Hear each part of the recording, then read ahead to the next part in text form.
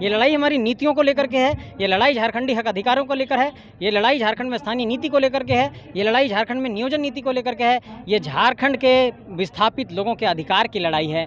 ये लड़ाई नहीं रुकेगी, इसलिए हम लोग लगातार हर जगह सभा कर रहे हैं। किसी से आपसी मनमुटाव और लड़ने की कोई बात नहीं है, किसी को ताकत दिखाने की कोई बात नहीं है।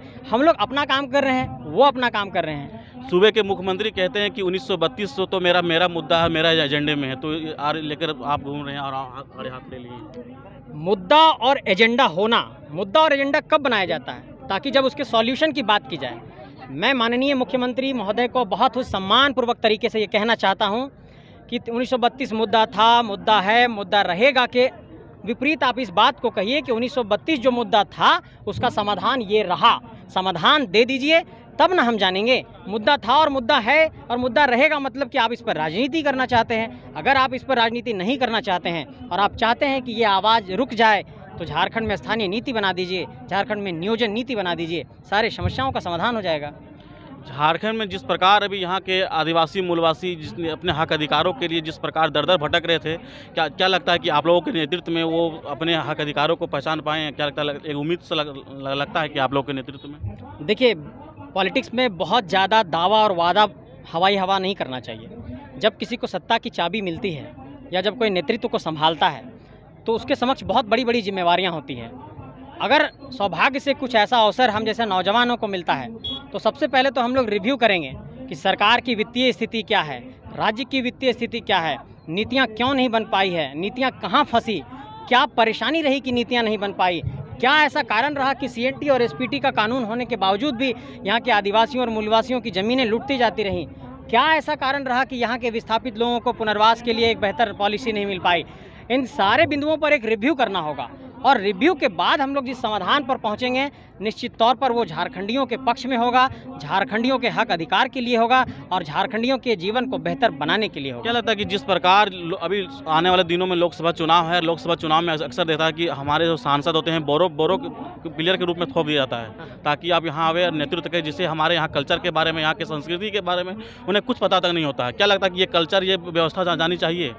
मैं इसके लिए सबसे पहले आपके झारखंड सभा चैनल के माध्यम से झारखंड के उन राष्ट्रीय राजनीतिक दलों को ये संदेश देना चाहता हूँ कि जिन लोगों ने हजारीबाग में, चतरा में, गोड्डा में, पलामू में, धनबाद में, रांची में बाहरी लोगों को टिकट दे करके सांसद बनाया, उन पार्टियों को ये साफ तौर पर संदेश है कि आप लोगों को सबसे पहले झारखंडी जो लोग हैं आपके पार्टी के अंदर, उनको आप टिकट देना शुरू करिए।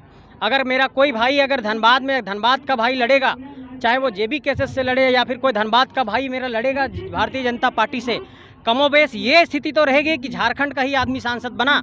लेकिन इन लोग आयातित करके लोगों को लाते हैं। गोड्डा के सांसद भागलपुर से आ जाते हैं, हजारीबाग के सांसद बक्सर से आ जाते हैं, रांची के सांसद आ जाते हैं आपके राजस्थान से, पलामू के सांसद आ जाते हैं बक्सर से।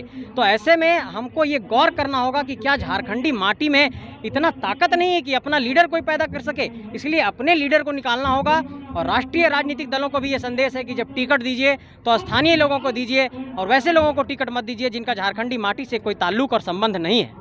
बात जब चुनाव की आती है तो एक बात कहना, एक जहन में रखना बहुत ज़रूरी है, क्योंकि जब जिस तरह से जयराम महतो के नेतृत्व में या फिर आपके नेतृत्व में जिस तरह भीड़ जमा होती है, क्या लगता है उस भीड़ वोट में परिवर्तित हो पाएगा या फिर कन्हैया कुमार की तरह मतलब सिर्फ हवाई रहकर मतलब? नहीं, ये जो भीड़ है ना, ये विचारों की भीड़ है। ये भीड़ इसलिए पहुंच रही है क्योंकि उनको ये लगता है कि ये लोग संघर्ष कर रहे हैं और कुछ उम्मीद उनको दिखाई पड़ती है। आप एक बात पर गौर करिए, बड़ी रैलियों को करने के लिए हमारे पास गाड़ियों में डीजल डालने के लिए पैसा नहीं है, हम लोगों के पास संसाधन नहीं है, हम लोगों के पास एक बहुत बड़ा कोई कॉरपोरेट शक्ति का पीछे से बैकअप नहीं है। बावजूद इसके लोग 10, 20, 100, 50 करके इतनी बड़ी रैली और सभा कर दे रहे हैं और लोग पहुंच रहे हैं। आप देखिए कि इतनी बड़ी सभा हो रही है, 30,000 की। लोगों के पानी पीने के लिए पर्याप्त साधन हम लोग नहीं जुटा पा रहे हैं। ये संघर्ष कर रहे हैं हम लोग, धूप में इतना पसीना बह रहा है, 1.5 साल से हम लोग सब परेशान हैं सड़क पर। इसका मतलब ये समर्पण को, इस सैक्रिफाइस को, इस डेडिकेशन को जनता देख रही है और पब्लिक ये देख रही है कि ये लोग वास्तव में कुछ संघर्ष कर रहे हैं और लगातार सड़क से लेकर के मैदान तक हर जगह सभा कर रहे हैं और ये लोग जनता को जाकर के कुछ ना कुछ कह रहे हैं, अपना विचार फैला रहे हैं। ये जनता देख रही है और इस कारण से ये भीड़ पहुँच रही है। आप लोगों के नेतृत्व में जिस प्रकार सभाएं चल रही है, तो आप लोगों का अग्नि परीक्षा है लोकसभा, इसको आप लोग कैसे निर्वहन कीजिएगा? जनता के पास हम लोग जाएंगे, चुनाव से ठीक पहले जनता से पूछेंगे कि क्या लड़ना चाहिए। अगर जनता ये कह देती है कि हाँ लड़िए, हम लोग साथ देंगे, तो जनता अगर जनमत संग्रह में ये बात का ऐलान कर देती है कि आप लोग यहाँ से लड़िए, आप लोग यहाँ से लड़िए, हम लोग साथ देने वाले हैं, उस वक्त कोई निर्णय लेंगे। फ़िलहाल हम लोगों ने अपनी रणनीतियों पर काम करना शुरू कर दिया है। फ़िलहाल हम लोगों ने कमेटियों को बनाने के लिए शुरुआत की है।